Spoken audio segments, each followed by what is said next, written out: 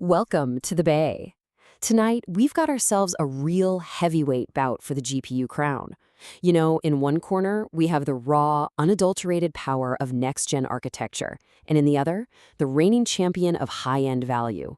Yep, this is the RTX 5080 versus the 4070 Ti Super. So, you're planning your next rig. And here's the big question you gotta ask yourself. Do you go all in on the cutting-edge newcomer, with all its future-proof tech? Or do you stick with the proven, powerful card that gives you absolutely incredible performance for your dollar, right here, right now? Let's break it down and figure that out. Okay, let's get right to the tail of the tape. First up, we've got the challenger, the RTX 5080. This thing is all about next-gen speed. It's rocking the new Blackwell architecture, and it's promising huge things, especially if you're a 4K gamer.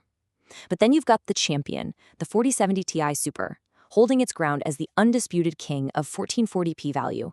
It's a seriously tough card to beat when it comes to performance per dollar. And now for the pre-fight stats, the official weigh-in.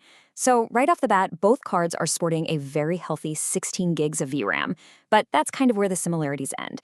The 5080, well, it comes in with that super fast GDDR7 memory, but it's also a thirsty card, demanding 360 watts of power and carrying a price tag around $999. The 4070 Ti Super, on the other hand, is way more efficient at 285 watts, and it's about $200 lighter on the wallet. All right, let's get to the main event. What we're all here for. Round one is all about pure, raw performance. We're talking frames per second. And just so you know, all the data you're about to see comes straight from our deep dive analysis over at bestgpusforgaming.com. Let's get it on. Ding ding! First up, we're throwing these cards into the neon-drenched streets of Night City. This is Cyberpunk 2077 with ray tracing cranked to high at 1440p. And wow, the RTX 5080 comes out swinging, landing a clean 135 FPS. The 4070 Ti Super is no slouch, putting up a very respectable 110, but that's a solid lead right out of the gate for the new guy. Okay, so what about a competitive shooter, where every single frame is the difference between victory and the gulag? In Warzone, the 5080 actually stretches its lead, pushing a ridiculous 255 FPS. Now, the 4070 Ti Super is still way deep into high refresh territory at 215, which is awesome. But you can't deny the 5080 just has that extra competitive edge. And let's check out the vast expanse of Starfield. The pattern absolutely holds. The 5080 is just cruising at a buttery smooth 120 frames per second, while the 4070 Ti Super puts up a really solid fight at 95. So yeah, we're definitely seeing a consistent, powerful lead for the 5080 here in round one. The team at bestgpusforgaming.com really sums it up perfectly. They say that once you jump to 4K, that performance gap gets even wider. We're talking a 15 to 25% lead for the 5080. And look, that's literally the difference between an experience being just playable and being absolutely seamless when you want to max everything out.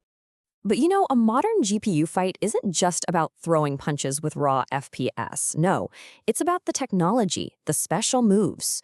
So let's head into round two and take a peek at what really makes these cards tick.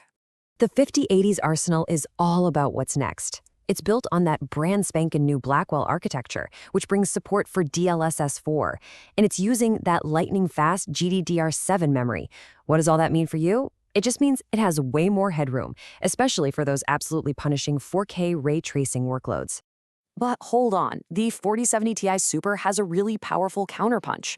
This thing is an absolute monster at 1440p, it has proven DLSS 3 support that's already in tons of games you play today, and its lower power draw means less heat and way easier cooling. It's kind of like the smarter, more efficient fighter in this matchup. All right, it is time for the final round. And this is the one that might matter the most to your wallet and your PC case. The weigh-in. We're talking price, power requirements, and that all-important value metric. So let's talk about the total cost of building with one of these. The 5080's thirst for power means you're going to want at least a high-quality 850-watt power supply. The 4070 Ti Super, well, it's a bit more forgiving. It's perfectly happy with a good 750-watt unit. And physically, they're both big cards, so yeah, you're gonna have to break out the tape measure for your case either way. And now, the moment of truth for the Value Championship belt, when you actually calculate the average frames you get for every dollar you spend based on that 1440p performance, the winner is crystal clear. With a score of 0.23, the RTX 4070 Ti Super takes the win. It simply delivers more gaming bang for your buck. The bell has rung, the rounds are over. But listen, there's no single winner here. Not really. It's time for the judge's decision. And that decision? It depends entirely on what kind of builder you are. So, if you're a 4K Ultra enthusiast, I'm talking someone who wants to crank every single setting to the absolute max, especially with ray tracing, and never ever drop a frame, then yeah, the winner for you is the RTX 5080. It's not even a contest. But if your main goal is to absolutely crush competitive titles at 1440p on a high refresh rate monitor, then the clear winner for you is the RTX 4070 Ti Super. It has all the horsepower you need for that gaming sweet spot, and then some. And what about the builder who really values efficiency? You know, someone who wants a rig that runs cool and quiet without needing a monster power supply or crazy fan curves? Well, the smarter choice, hands down, is the RTX 4070 Ti Super. It's just easier to live with. And finally, for the builder who's playing the long game, if you want the absolute latest tech like DLSS 4 and the most performance headroom to handle demanding games for years and years to come, then your winner is the RTX 5080. It is the best bet for future-proofing your build. So, the final bell has officially rung. We've laid out the facts, the performance, the value. Really, the only question left is which one of these champions are you going to choose to power your next rig? For the complete in-depth analysis and the most up-to-date pricing, make sure you head over to the full report at bestgpusforgaming.com. Keep it cool and keep building.